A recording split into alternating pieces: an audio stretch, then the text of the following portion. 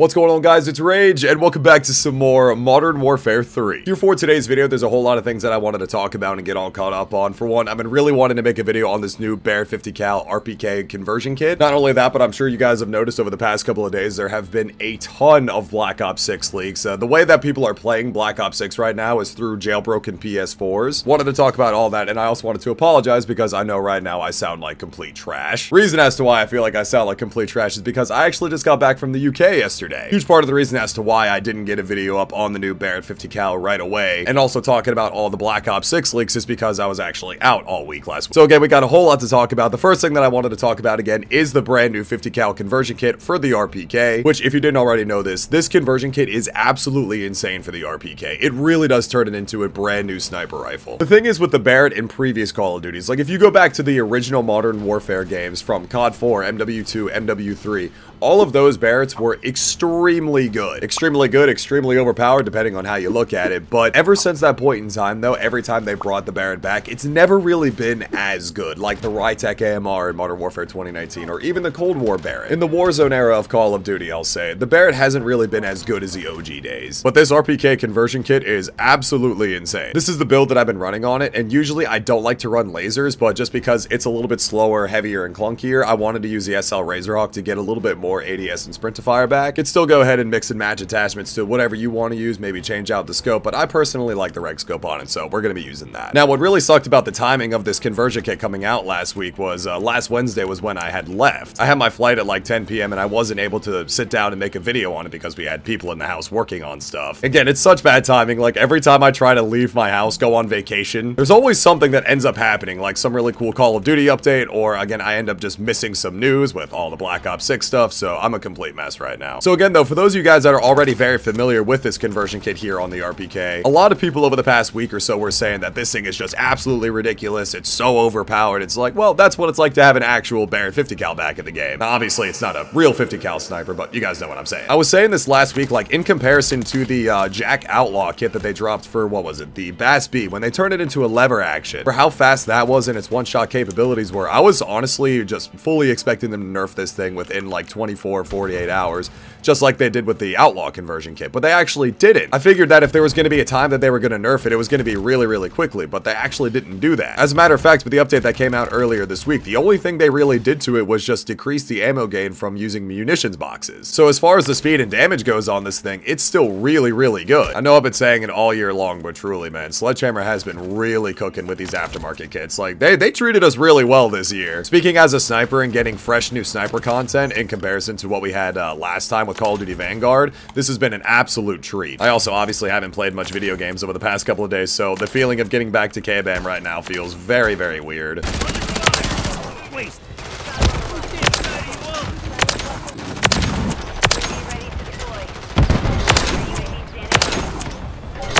Oh, they're not spawning here anymore. No. Wait, what? Hold on. Just got to their spawn at the last second. Oh, that game was absolutely disgusting. 67 and 17. I didn't even realize this, but we're about 19k XP away from unlocking Obsidian on this thing. For what it's worth, though, obviously, the RPK kit, it's pretty cheesy. But then again, to be fair, though, that's just kind of how it is when you go to use a Barrett-like sniper rifle. It is very cheesy. It's a whole lot of fun to use, though. Now, I also did want to talk about this as well, of course, all of the Black Ops 6 leaks that have come out over this past week. This has been, by far, the biggest leak that we've really ever seen for any Call of Duty that's ever come out. Like, usually we'll get a couple like snippets and, you know, text, tidbits of information here and there, but not full-on gameplay like we've had. And to my understanding, the way that people are able to play Black Ops 6 so early right now is through jailbroken PS4s again. Some like really old jailbroken PS4 firmware version. I'm probably not explaining it the best way, but I don't even really know how that would happen. Like, if you're on an older PS4, how is it getting like a brand new update to something that's just coming out? I have no idea. I'm obviously not someone that works with, you know, jailbroken consoles, so I don't know. But it's absolutely wild, though. The people that do have these jailbroken PS4s can just get on and play Black Ops 6 already against each other. Now, again, because it is on PS4, obviously it's not a final representation of what it's going to look like for the rest of us that may be on PC or PS5, newer Xboxes, whatever it may be. That's not the final look of how the game is going to look for absolutely everybody. But I think what's been shown to us so far is pretty representative of what we're going to have during the beta, considering that, again, the beta is only, what, now, like 2-3 weeks away? Like, it's getting really close. The Omni movement movement, again, is going to be the biggest factor in this game, and it's going to be adding such a nice skill gap to Call of Duty that we really haven't had in a while. Or at least, again, this kind of like gameplay dynamic change with Omni movement is going to be the biggest change to the game since we've had jetpacks. I have no idea if they're ever going to do jetpacks again, but I feel like, again, the Call of Duty cycle is getting to that point in time where we're experimenting with Omni movement, and then give or take a couple of years, people are going to want jetpacks back. But I think the whole idea of Omni movement right now is a very important change, considering that the past couple of years of Call of Duty have all felt very samey, and I totally get what people mean when they're talking about that. It's just been so crazy seeing all of the leaks over the past couple of days. Like, again, you could probably just go on YouTube, you can load up Twitter. I'm pretty sure I've seen the exact same video tweeted about 50 times of the same gameplay. Oh, nice quad feed. Pretty sure, again, I've seen the exact same gameplay video about 50 times of people like diving from side to side with a sniper rifle. Holy lag. Hello? Hello?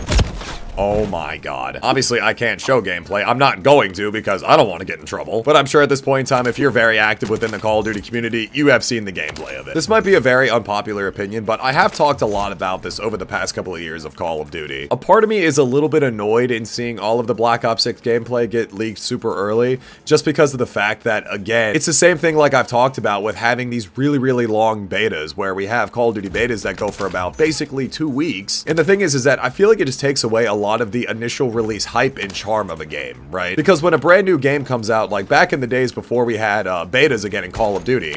Oh, hold on a second. Oh, no, never mind. I'm gonna sound like a Call of Duty boomer here in saying this, but the last beta that we had, the last game to come out that we didn't get to play the beta for, was Advanced Warfare. Call of Duty 4 had a public beta for actually a month at the time. I don't know how long the World at War beta was, but that was in like October of 2008, if my memory serves me right. And at the time, though, going from World at War, oh, nice. At the time, going from Call of Duty 4 to World at War sold less at the time than Call of Duty 4, so they were thinking that, okay, well, betas aren't doing well. I feel like that was the reason as to why we never saw a beta again from Modern Warfare 2 to Advanced Warfare. We started getting betas again, and now they've been a thing just about every single year since Black Ops 3. So in talking about this, I'm talking about from the original MW2 to Advanced Warfare. There was something so special about waiting for the game to come out, and then when it did come out, it felt so brand new and so special that it was just a brand new experience on launch. The initial release window actually felt like a brand new release because we hadn't, you know, seen much or had any gameplay experience with it. And nowadays, again, basically ever since Black Ops 3, we pretty much know the game inside and out by the point in time the game comes out. Now, I'm also not saying that, you know, public betas are a bad thing or we shouldn't have them at all. I think that they are a good thing and they are very important. It's good to have that public feedback right away. I totally get that, but it's just the catch-22 of it is that because we get to play the game for a pretty solid amount of time beforehand and we see all the leaks and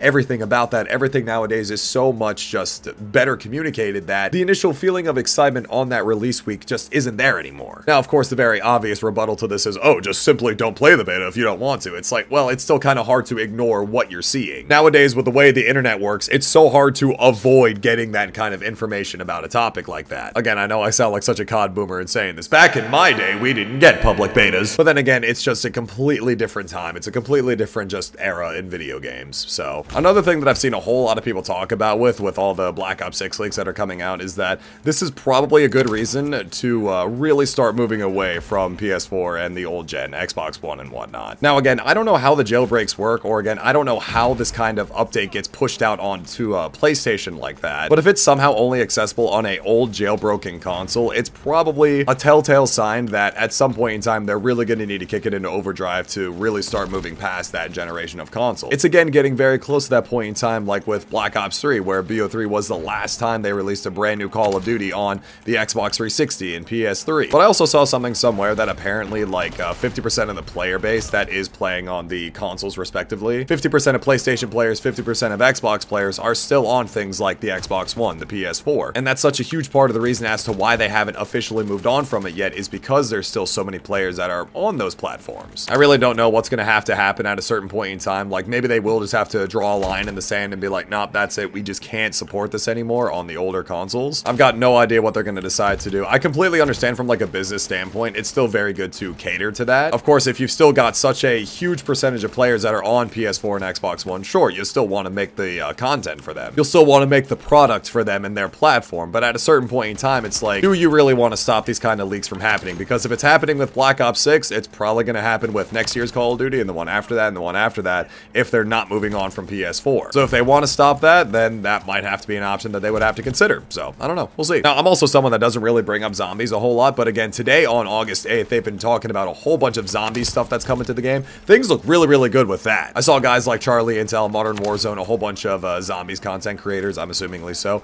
I actually got to check out zombies for Black Ops 6 at Treyarch last week, so that's super sick to see. I think we're supposed to be getting a lot of gameplay of Liberty Falls at Call of Duty next, so we'll see how that goes as well. Having 2 round-based zombies maps off rip, seeing that in solo games, apparently you can like save and quit zombies games now. That's so cool. Me personally though, at first when it comes to zombies, I'm just gonna be focusing on whatever the Dark Aether camo grind is for that, so that might come in really clutch. Even though I'm obviously not like a dedicated zombies player, it still makes my heart feel so happy and warm. It's like, ah, it's so good to see that everyone's really excited about the Treyarch zombies, so that's sick. Took a lot of inspiration apparently from Black Ops 3 zombies as well, which I know I didn't play really any of, but if that's the community consensus of the best Treyarch zombies and they're building off of that, phenomenal stuff. Now this lobby, it felt like everything went back to normal because yeah, I got absolutely annihilated. I'm still a little bit annoyed with the fact that I feel like I'm so late to talk about the new RPK 50 cal conversion kit, all the Black Ops 6 leaks. Go ahead and let me know what you guys think of all that down in the comment section below. And again, I do apologize for sounding a little bit nasally or kind of feel like I'm losing my voice, and that is because I did lose my voice while I was in the UK. As far as the whole UK trip went, that was really a dream come true. I've been wanting to go to England for such a long time and just go be touristy around London, so I saw all the touristy stuff, did all that. I did indeed go to Piccadilly Circus, and of course I had to make the Wojak meme of pointing at it, Modern Warfare 2019 mentioned. It really was such a nice time. I do have a story that I feel like I might eventually make a kind of story time video on, but overall though, it was an absolutely phenomenal time. I want to go back already. But again, of course, the one time where I actually leave my house is when all this stuff comes out, and again, I get sick. My immune system is absolutely cooked. I need to go outside more. So yeah, I just wanted to sit down and talk about all that. Go ahead and let me know what your thoughts and opinions are on everything goes with the RPK kit, Black Ops 6. Thank you all so much for checking out this video. Leave a like if you guys enjoyed, subscribe if you're new. It's been Rage, and I will talk to you guys later. Take care, everybody.